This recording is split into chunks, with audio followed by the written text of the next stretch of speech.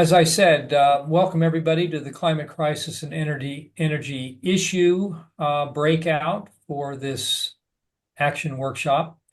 And I'm Marty Gibbons, the issue chair. And today we'll be considering the current context of past legislative election results and the outlook for 2025 and what you can do.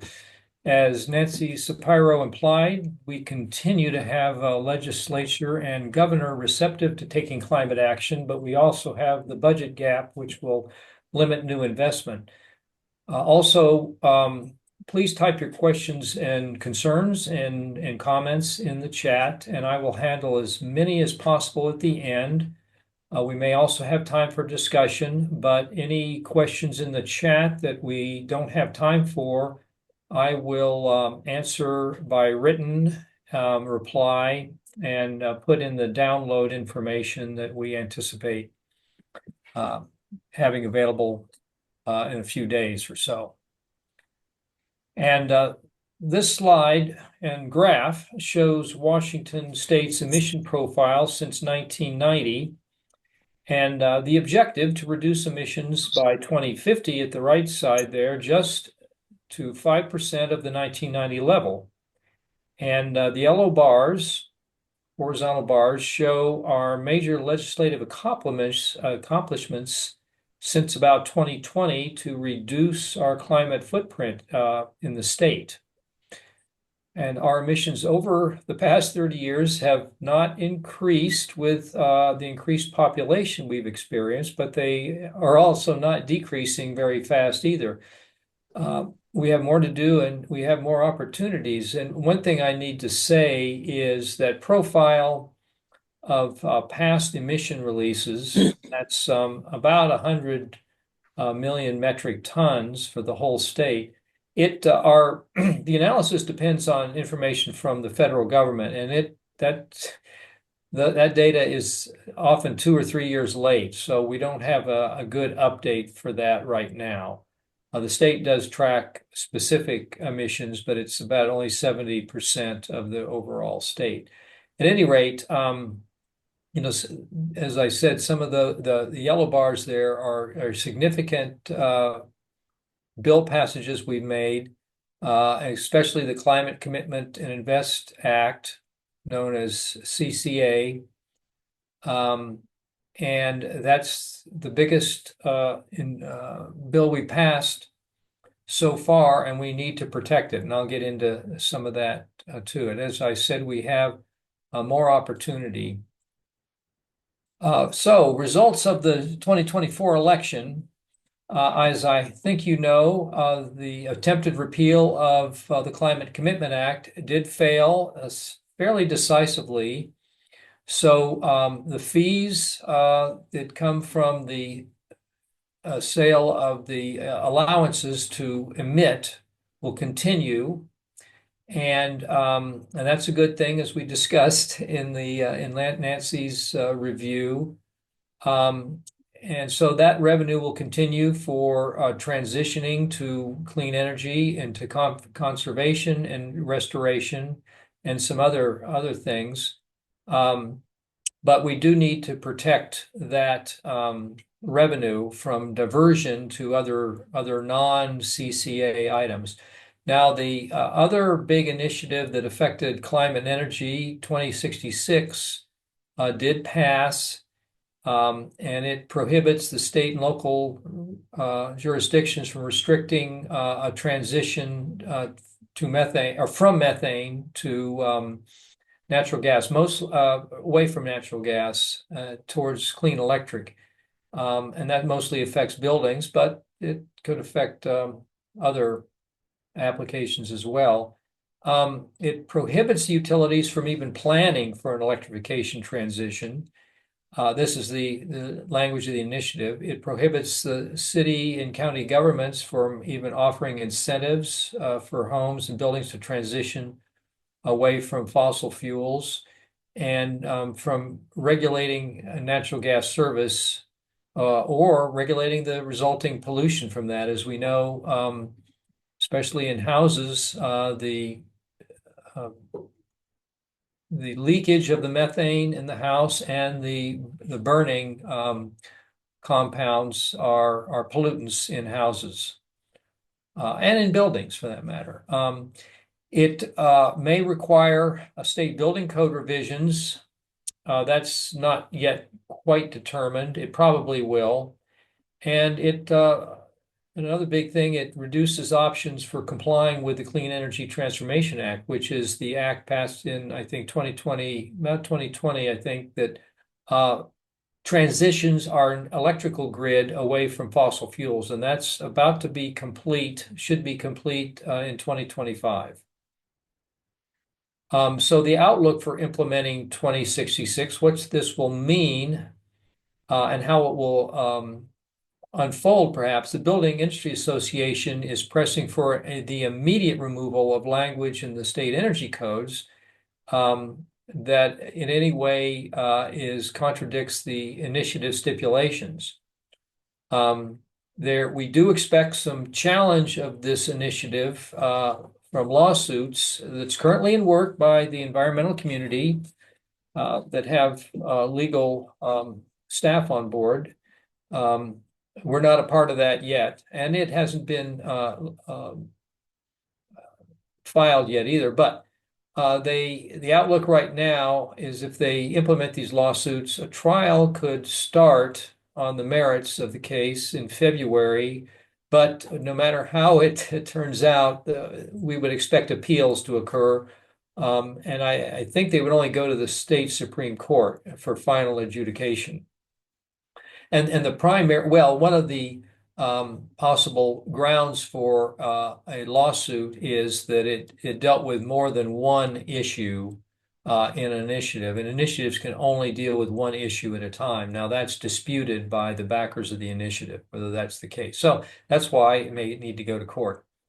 Now, the Washington State Building Code Council is considering this too. They're under pressure from the Building Industry Association to immediately start changing the building codes. But they are resisting that. They want to take a careful and measured approach to any code revisions required. For instance, they want to understand if and when the code and initiative conflict. And so they also probably want to wait for the expected legal challenges that haven't started yet, but are expected. And they may also consider alternative revisions to the code that aren't so onerous as just deleting sections of it. So that's TBD, but it is an illustration of how once we do legislation or even pass an initiative, a lot of the hard work goes on in other departments and in councils and such, like the Building Code Council, where they sort out what they're really going to do about it and what's really legal. So we can have opportunities to influence those events as well, besides just legislation. Now, we also had a federal election, and as Nancy also implied, our state was a little different than the way most of the rest of the country fell. But we do anticipate less help from government funding. That's part of I think our budget shortfall.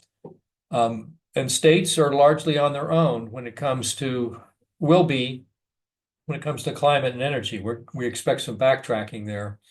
So far, there have been conflicting statements from the transition team working in DC and at the White House, or not at the White House yet, but so far it's hard to tell what's really going to happen. A lot of probably grandiose promises still going on. The tax credits that came from the Inflation Reduction Act, which was really targeted at improving our climate stance in America, those are popular in red states. The red states are getting, as I understand, most of the funding from the Climate Commitment Act to implement those investments. And there's another apparent increase in favor for small nuclear reactors as an alternative to renewable energy. In my opinion, the small nuclear reactors have so far not lived up to their promise. Several companies, or at least one, maybe several, have backed away either from even pursuing it or from the initial outlook for time, implementation, and cost. So that's TBD yet. And there's also been a promise from the incoming administration to market our natural gas internationally and more aggressively. Um, that could increase the cost of natural gas here in this country, which could improve the outlook for renewable energy like solar and wind. That's obviously to be determined. It may not work out. But also with Musk on board, there may be sustained support for EVs and EV technologies and chargers in some fashion, and perhaps batteries even. Progress will be slower now at the national level than might have been. But we got to remember that every tenth of a degree we slow down global warming will make a difference in the outlook for the world and certainly for Washington State itself by the end of the century. This is a long time frame, as we know, and that makes it difficult to take action. So, legislative priorities for 2025 in our league, in the state league, we need to continue to make adjustments and investments in the CCA. And uh, one of the adjustments that was passed in 2024 was the study to join a wider allowance market. In other words, the allowances to emit are sold at auction. And so that can create some instability in the pricing. But California also has a market for the allowances, and Quebec has an allowance market. Maybe some others will come on board. So by combining those, it could stabilize the prices a bit. Now, there is some downside to that I don't have time to go into, just how's the money flow and whether we get our share, that sort of thing. But I think that's workable with the deals. The other thing that was brought up in the discussion is protecting the CCA revenue. This is also an EPC priority, the Environmental Priorities Coalition, of which we are a member. And so they have this in their sights too. There's nothing yet, and the CCA revenue is defined. There is it must be, according to the current law, it must be spent on certain things, and it's fairly descriptively defined in percentages of where the funding goes. I think it would be difficult, but anything is possible, I think, in politics. And so we've got to keep our eye on that as well. Another EPC priority that we've had a priority in the past is continuing to energize our electric vehicle transition. We did school buses. We got started with that last year. We could increase the funding for that through the CCA investments. And small trucks are the next item on the EPC agenda to get more of those electrified, because that can help with pollution in densely populated areas or anywhere the small trucks are making deliveries. As you know, the Amazon trucks travel down my street several times a day, but a lot of those are electric, so that's the idea. And then we need to still reduce methane energy where possible, even though it's going to be constrained by the past initiative. And we just have to look for opportunities there. And the Building Code Council will do some of that. Another big priority that's in the EPC sites and has some receptivity by some of the legislators is reducing emissions from sources other than just methane and carbon dioxide. And I'll go into that in a minute in more detail, because it's just to let everybody help everybody understand what that's all about.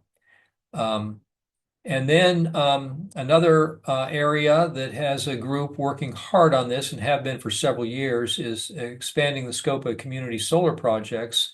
And those are larger solar installations in communities when homeowners, for whatever reason, their location, their roof size, their roof direction doesn't is not practical for mounting their own uh, solar energy system on the roof, which is where it usually is, and or even condo owners or apartment renters can invest in these and get the benefit from that without having to just buy a house with a suitable roof.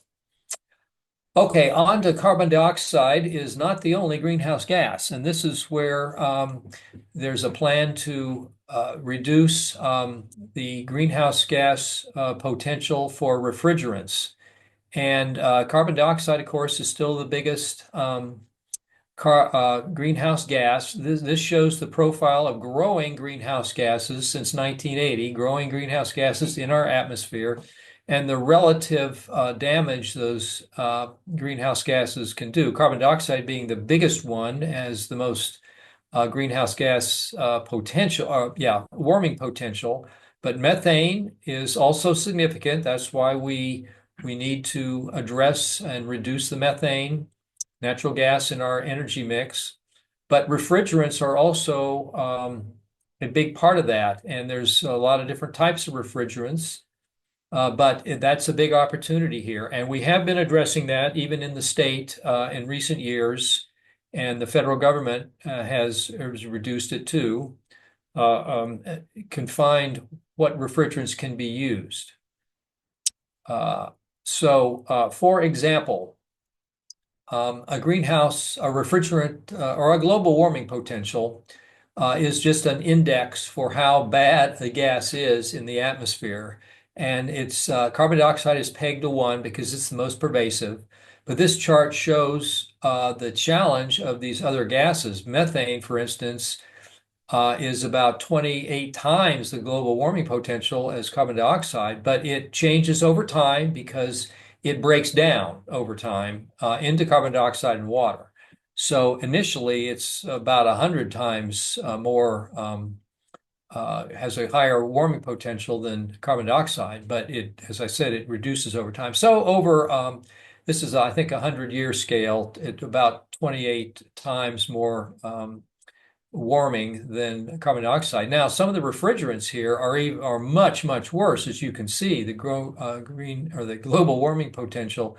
Older AC and heat pump systems, air conditioning and heat pump systems, have used refrigerants that were almost 11,000 times more damaging than carbon dioxide. Now, fortunately, it's much less in the atmosphere, but they really have a big punch. So that has been reduced by our state and by other states and by the federal government. And so it requires not the CFCs, but hydrogen fluoride carbon, HFC based systems, which is less warming. And so the current standard for motor vehicles, for instance, is 1,400 times more um, uh, warming than carbon dioxide, but there's a lot less of it once again. But that's one of the current standards. Now, all those are on the left side. Most of those are product designations. So there's many, many of those. There's dozens of those various kinds, and this is just an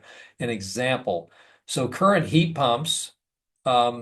So the next generation from the CFC-based heat pumps use of fluid. One of the fluids is about 2,000 times more warming than carbon dioxide. But the potential replacements are much less than that, even though they still are warming. But there's the opportunity to transition to other less damaging fluids. Now, that has implications and economic implications, of course, because they may be more expensive. They may be harder to handle during assembly of the heat pump systems and servicing. So another effort is to have require the servicers to not vent the fluids during their maintenance or replacement task, but to recapture that. And in some cases, older heat pump systems are having a harder time finding the working fluids for their systems. And so there is some economic advantage to capturing the fluids when possible to replace in the older systems. The older systems may still be operating fine, but they're leaking their fluids and need a replacement, but the replacements are no longer being made. Um, at any rate, there's a lot of technicality and nuance in this, but that's the reason we want to attack the refrigerant case. Now, moving on here, the legislature is pre-filing bills. There are only two so far that I saw even this morning that have an effect on climate and energy. And the energy labeling of residential buildings bill is to provide information to home buyers on how efficient the house is and how emitting the house is.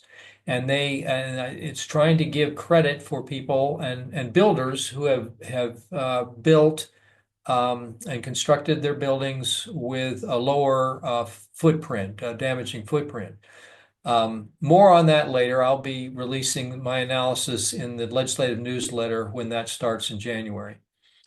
And also the next other bill in the Senate is to increase, well, the claim is the governor has the final word on installation of energy facilities around the state and makes the final approval, but this bill says it's really a perfunctory review that just takes time, and there's no reason to continue with the governor having to make a final determination when a lot of councils and other entities have already passed on it, for instance.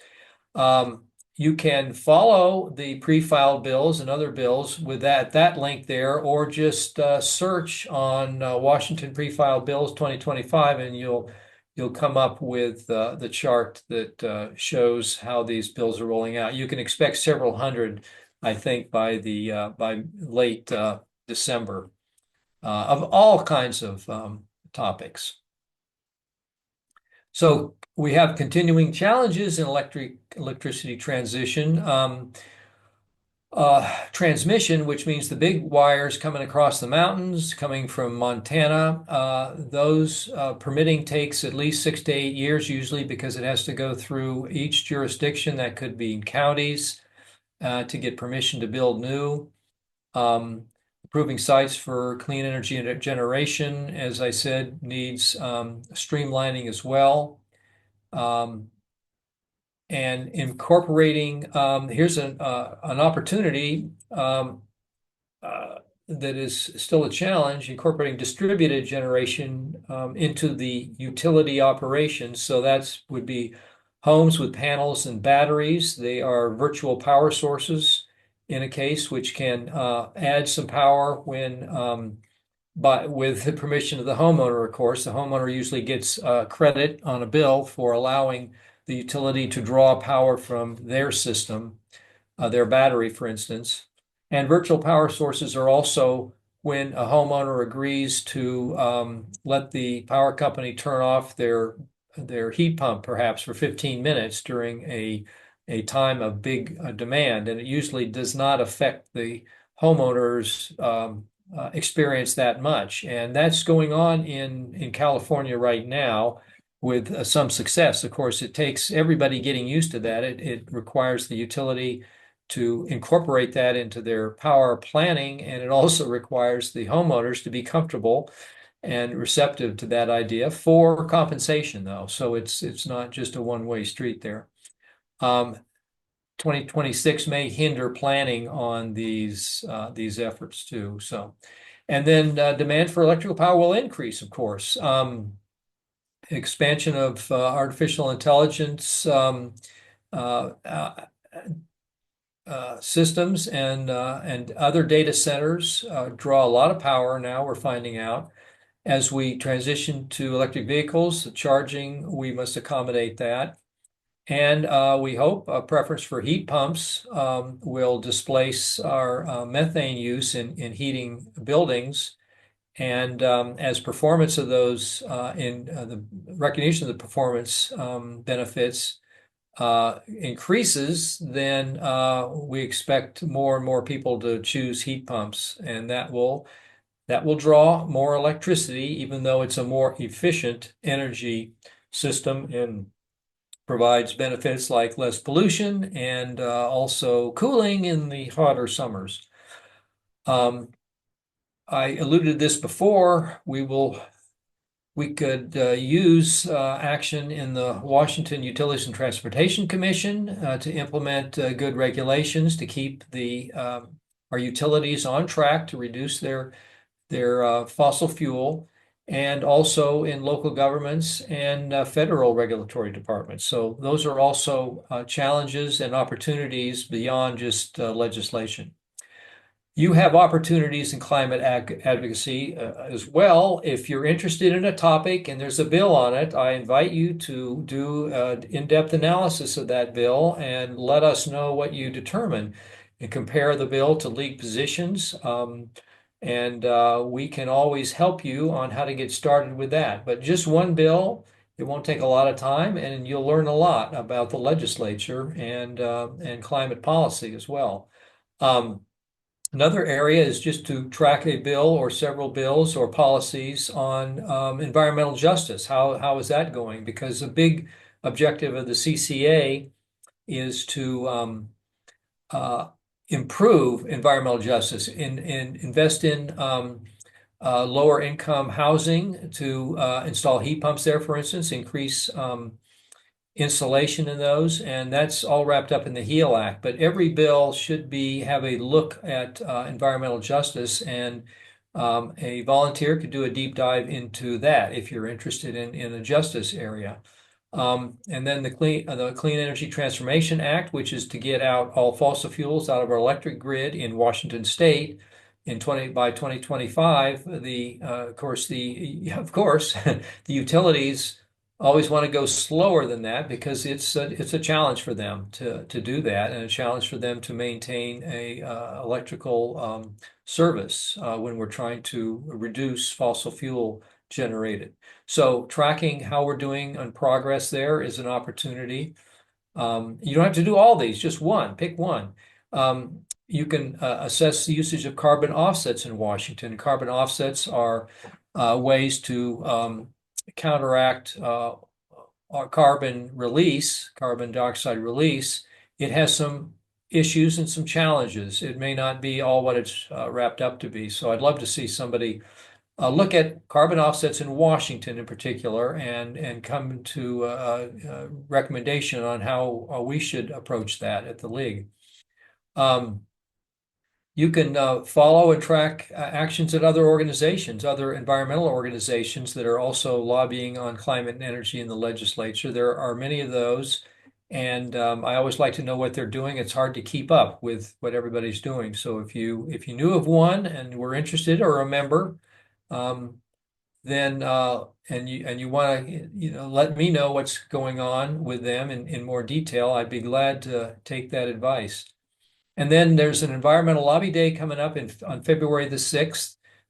You can attend that. There'll be more information coming out, or they need volunteers to help arrange meetings with the legislators, with your legislators. The idea is, of course, like a lobby day, you talk to your legislators and get to know them. But we need to schedule those meetings. And this is being organized by the Washington Conservation Action. And so I'm just part of that and listening in mostly. I don't have a lot of time to spend creating or scheduling meetings and such. So could use a volunteer there to help do that. And it wouldn't be big. It would just be for your legislators, by the way, not for everybody. But you can always write or phone your legislators about your concerns, and they can be specific or general concerns. If you've got a concern about something you've heard going on in the legislature, either from the league or somewhere else, don't hesitate to write them or even phone them, and tell them your opinion. They need to hear from their constituents, and this is some positive thing you can do in this very challenging time. So I think we can be on to questions and discussions. Kate? And we have some, Marty. So Okay. in the chat, we have some, and then we'll see what that may also generate. Okay. I Uh, will I will try to stop my Stop your share. share.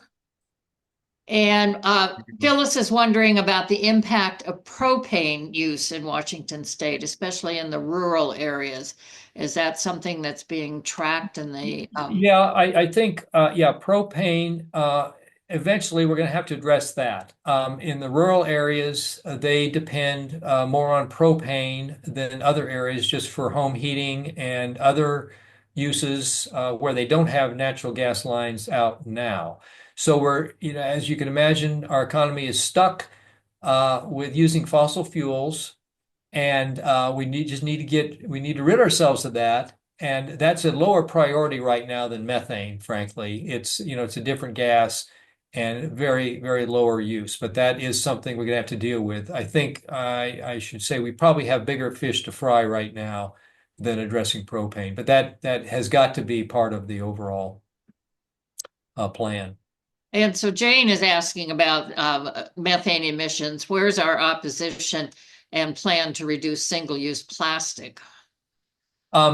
Single-use plastic is going to be handled by Ann Murphy, who So we can talk about that a we could little talk. bit Yeah. here. I mean, in terms, and I do have that in the next session on waste diversion.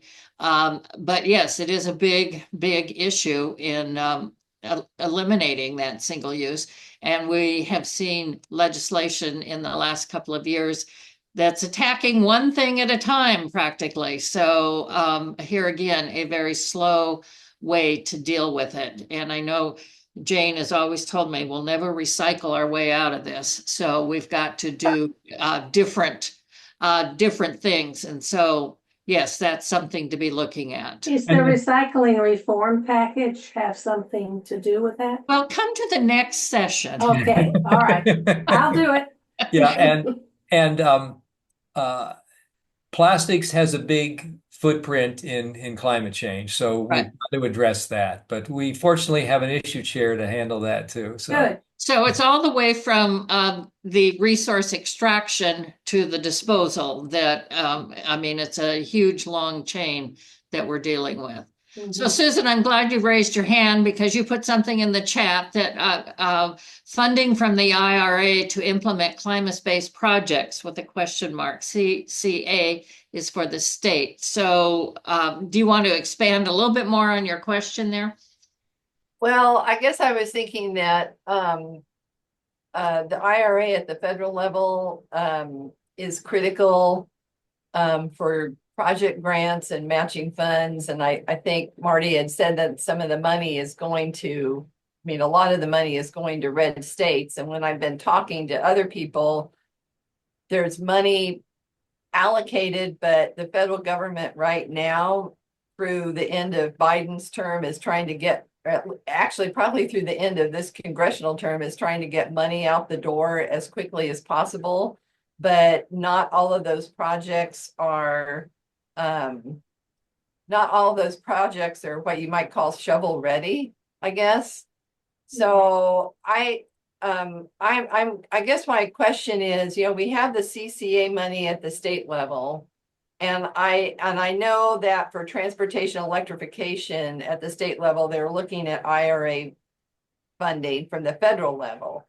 So I don't know how much of a nuanced examination you have made to say if IRA funding goes away or is halted, what impacts does that have on our state funding and projects that have been proposed or awarded or something like that? It's kind of this complicated yeah, it's little web. it's very complicated, and so much is unknown right now, and will be unknown for a long time. If Biden was still president in the next 4 years, it would have continued, I'm sure, because I don't think Congress could have killed it on its own. but how it's implemented by the new administration will define some of this stuff. I think there's a variety of expectations because there are a lot of Republican congressmen saying, no, I like this in my state right now. And I think a lot of the red states had probably lower labor costs. So some of the investments went there because that's where industry wanted to build their facilities, say.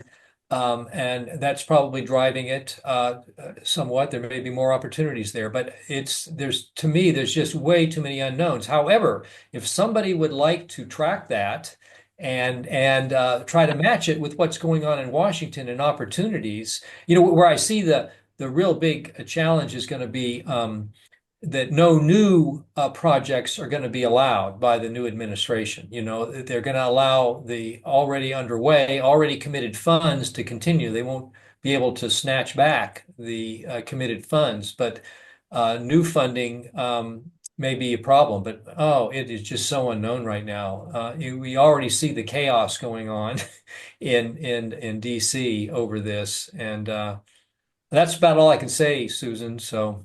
Well, I was gonna say, is there anything that, I haven't looked at the congressional results for our state, but I was thinking that, and I know this is, about lobbying and the legislature in Olympia, but it seems like on this topic, we need to encourage our members to reach out to our members of Congress now through the end of this session, because I imagine a lot of them got reelected. I don't know for sure, and just to be positive, encouraging to, stay the course and point out how this has helped our state, and we need strong advocates in Congress too. And I know it's going to be a tough haul, but what you said about a lot of projects being in red states and members of Congress like manufacturing because that provides jobs and extended revenues. I think that needs to be underscored. I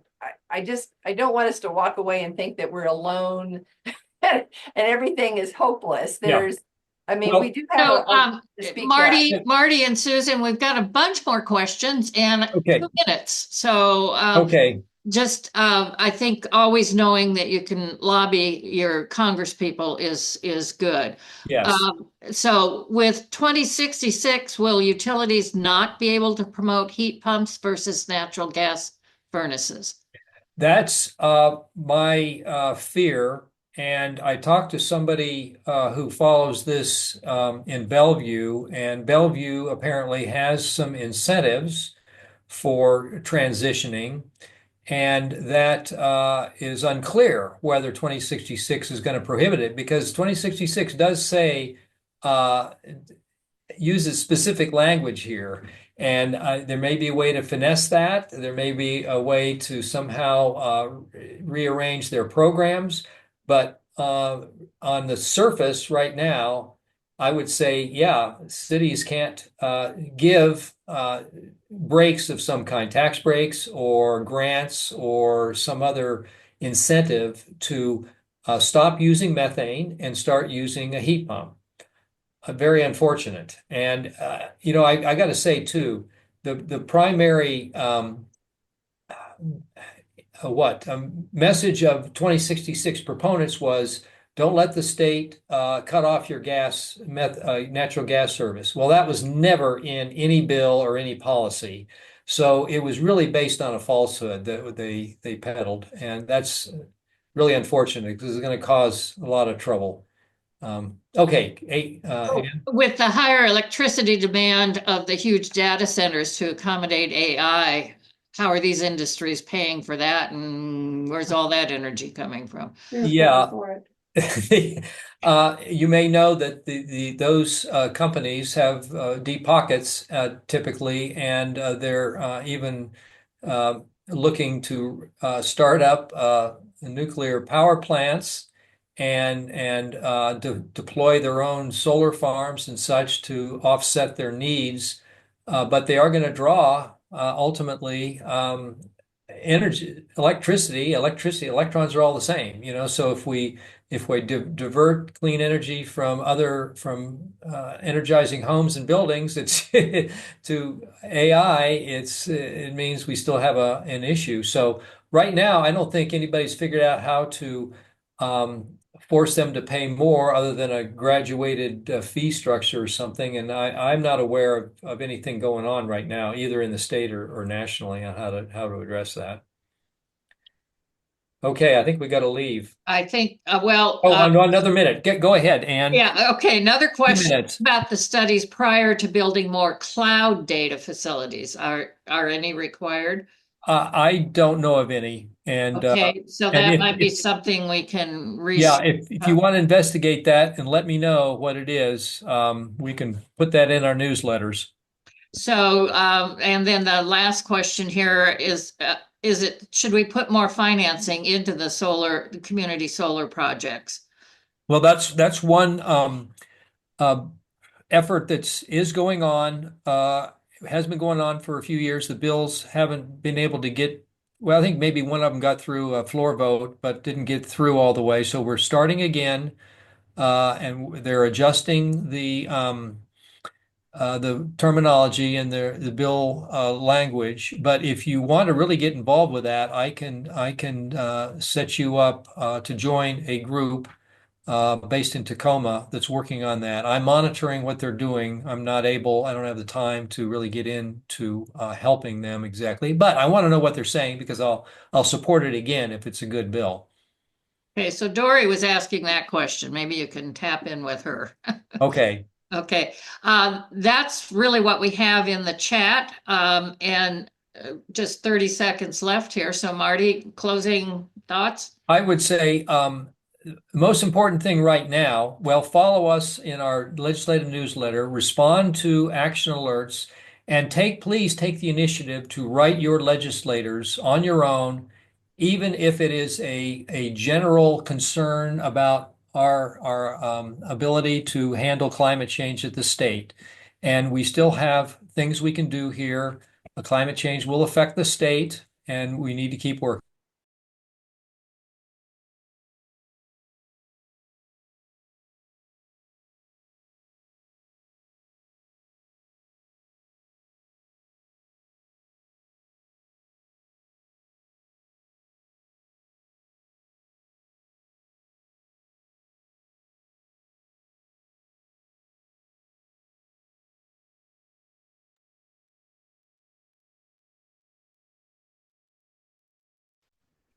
Hello.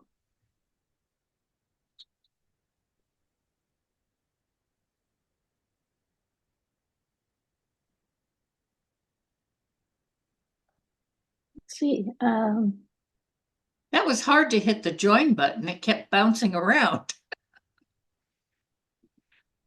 I'm trying to share my screen, but It is didn't shared. work. It is shared? Yeah, can see the Oh. slides. Very good. That's a good start.